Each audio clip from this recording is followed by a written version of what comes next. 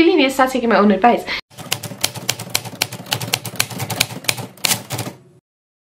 What is up, you guys, and welcome back to my channel Life with Selena. This is my little space on the internet where I talk all things productivity, life and fitness. I haven't posted in a while. Once again, let me put my phone on silent. I haven't posted in a while. I know that, as most of you guys would know from my last video and also from my Instagram, I moved almost 6 months ago, and it's taken me a very long time to settle into a new routine, a new life, and a new space, etc. That aside, I am back. If you are new here, thank you for clicking on this video and welcome. If you are not new here, thank you for sticking around, I guess. So in today's video, I am going to be sharing with you guys 20, I honestly didn't count, but I'm going to be sharing with you guys a few life lessons that I have learned in my 20s so far. Without me rambling on much further, let's get straight into this video. Lesson number 1: don't feel guilty for sleeping in or waking up later than you said you would. If you sleep in and if you miss your alarm or you wake up a little later, it is not the end of the world. It happened. Now you just gotta sit and think about, how are you going to go about this day now? Are you going to go about the day completely miserable that you woke up late and you missed gym? Basically, I really need to start taking my own advice. But you woke up late, you missed gym, or you got to work late and now you're going to let your whole day be a fuck up. But you can also wake up late and think, okay, I think that my body actually needed that because I was really tired and it was my body's way of telling me to just get the extra hour of sleep. So I feel much better now. I feel a bit rested, and let's get on with this day and do what I can for now. The next lesson that I have learned, and that you really should too if you haven't yet already, is to have a good skincare routine. And if you don't, find one and stick to it. If you get good products and they work for you, it shouldn't be expensive, because, for example, my products have been lasting me since December and it is May now, so we're almost 6 months in and I haven't bought new facial products yet. So I know that this whole thing about having good skincare means you have to spend a lot of money. You really don't. They are affordable, amazing brands out there, and you just gotta find what works for you and stick to it. And yeah, and wear your SPF. You have to wear your SPF. Even if you are in the house and doing nothing, you need to wear your SPF, because you will thank yourself when you're in like your 40s and your skin is thriving because you had a good skincare routine and you looked after your skin in your 20s. So lesson number 3, this light is in my way and I didn't think this camera positioned through very well, but lesson number 3 that I have learned, especially since moving into my own house: tidy up. The lighting is so bad. But tidy up and clean up the night before. So when you wake up in the morning, you have a nice clean house to wake up to, and that just makes your mornings less stressful and you feel less anxious. So the next lesson, adult life lesson, is to stop doubting yourself so much. Stop doubting what you can do. I found that basically my entire high school life, I always doubted the things that I was capable of, and that kind of stopped me a lot from doing the things that I wanted to do. And I guess that kind of built up on the amount of anxiety and panic attacks that I used to have. So in your 20s, as you are heading into 30s, you're an adult. You are not a teenager anymore. Life gets hard. You have a lot of shit and responsibilities to take care of. So the first thing is just to stop doubting yourself and what you can do in your job, in your life, in the kitchen, at home, no matter what it is. Believe that you can do it. And if you really feel that you're not going to be able to do something, just take a breath, step back, breathe, and come up with a solution. There's nothing that can't be done if you put your mind to it. The next lesson that I'm gonna give you, and I'm not sure if a lot of people will actually agree with this, the garden service is busy outside, so there's noise, there's a lot of background noise, but that is to write it down. So whatever you think of, whatever you need to remember with your grocery list, something to tell someone to phone back, whatever it is, write that shit down. You will forget it, trust me. I am still one for paper and a paperback planner. I need to physically write down something to make that connection.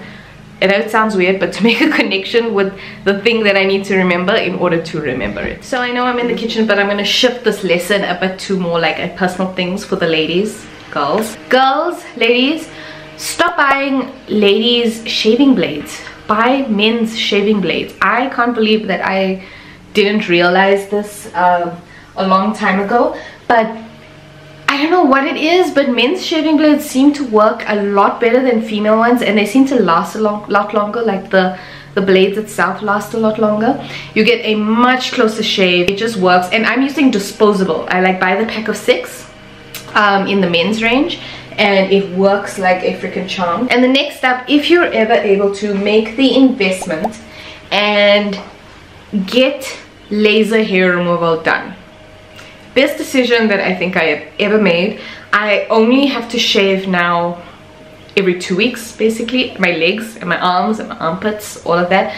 And I didn't even finish my sessions. It is a bit of an expensive treatment, but I only did 6 sessions. I was supposed to do 8, but money. Trust me, ladies, do it. You will save a whole lot on waxing, a whole lot of time in the shower shaving, and a whole lot of pain of razor burns and ingrowns and all that shit that women have to go through. And next lesson that I have learned, only now since I'm doing it myself and I'm in my own home, is to do weekly grocery shopping. Don't do monthly grocery shopping, trust me. Let me just take a bite of my croissant. So do weekly grocery shopping. Do not go for monthly grocery shopping, because you will waste a whole lot of money and you're going to end up throwing out a whole lot of food. And that's something that I did for the first like month of moving out, is I was buying groceries on a monthly basis, and then still ended up needing to do weekly grocery shopping, which just put my grocery bill twice the amount that it should have been. And this will lead me to my next life lesson, which is to plan your freaking meals ahead. Trust me, take out one day of the week to plan the meals for the week ahead. It can be your Friday, Saturday, or your Sunday, or even your Monday. Depends when you do your grocery shopping. I do my planning on Sundays. I map out my lunches and my dinners from Monday right till Friday, sometimes Saturday, depends what the weekend plans are. And from that meal plan, I look at what groceries I have in the fridge and what groceries I need, and then I make my grocery list from there. The next few lessons that I'm going to talk about real quick, it has to do with finances. Number one, well, not number one, I don't know what life lesson we're on, but the next lesson is to get your finances together, find a budget and stick to that budget. When you have a job and you're getting a full income, and then you have a secondary income coming into the house, so for me it's mine and my husband's, and you have all these responsibilities and stuff, you actually can't just throw money around like you used to. You have to allocate your money accordingly to the things that need to be paid. So my next lesson, which is to start saving very early on in life. I wish that I had taken some of the money that I used to get from an allowance back in high school and varsity, and at least put 200 Rand, whatever, into savings back then. It would have helped a hell of a lot. Lead me to the next life lesson, which is to start building a credit score early and keep that credit score looking good. It's another one of those things that you're going to need later on when you need to apply for finances, like, you know, a car, a home loan, loans, whatever it is. You need to have your credit score looking good. I built my credit score up in 2 years with only my credit card, and that's without even paying interest on my credit card. The next lesson that I've learned is to get rid of shit. Stop hoarding and get rid of clothes. Especially, I went through a stage where I literally just took out everything out of my cupboards, and I basically emptied out. I gave away, I think, 80-90% of the clothes that I have. If they do not fit, if it is not your style anymore, if it is not your color anymore, if you're never going to wear it again, if you have not worn it in the past 6 months, and if you know you will not wear it in the next 3 months, give it away. If it is damaged, give it away. Stop holding on to things, because all it's doing is crowding your space, and it's not allowing room for growth, if you know what I mean. Just go with it. I'm looking so chubby, oh my god. So the next lesson that I'm gonna tell you guys is that naps, taking a nap, is completely necessary. Don't ever feel guilty or unproductive for taking a nap. I have learned to accept that my body actually needs a nap sometimes, and it's totally fine. Then the next lesson is one that is so very important, and that is that you are on your own timeline, not society's timeline. You are on your own life timeline. You do what you want, when you want, and when you can. Then next up, hello kitty. You cannot do everything in one day.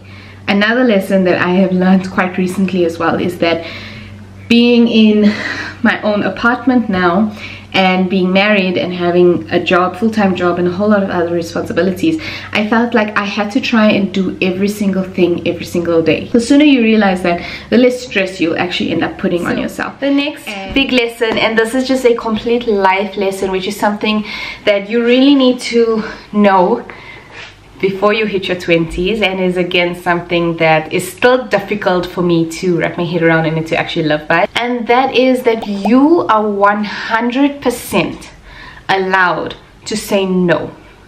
You are allowed to reject things. You are allowed to reject people. Don't feel obligated to say yes to something because you're going to feel bad or that other person will feel bad about it. Okay, so basically what I'm trying to say is that start learning how to say no early in life, because it will lead to the next lesson that I'm going to tell you, and that is to protect your inner peace. Protect what you want. Protect what your heart feels like it needs, you know, because at the end of the day, I always tell people this, is that you are going to bed with your own mind and thoughts, not everyone else's, you know. And the last thing you want is to end up going to bed feeling horrible, feeling anxious, feeling completely drained because you agreed to do something or to go places that you deep down didn't want to, but you said yes to because, again, leading back to the previous lesson, you don't want to say no. So put your own inner peace first and protect your peace first. Okay, I think I have like 2 or 3 more lessons, so I'm just going to do it now. You can't do everything if your mind can't do anything. It all just comes back into a little nutshell of mental health, and I've started to prioritize that a lot more now in my 20s than I ever did in high school, because it felt like it was never validated back then. I learned that you need to fix your mind and kind of guide it where to go to be able to do something before you're able to physically do anything, if you know what I mean. So you're not going to get through that entire to-do list that you've got for the day if your mind isn't in the right headspace, if you're still thinking about all the shit that went down the day before, or if you're anxious about something that's going to happen 2 weeks later, or if you're going through a depressive episode. You can't do anything in that state, and if you do, you might not even be fully into it. The next lesson is one that I have also learned recently. A lot of these are actually things that I've learned recently in the past few months. Social media is not real. When you are on social media, follow realistic people, you know.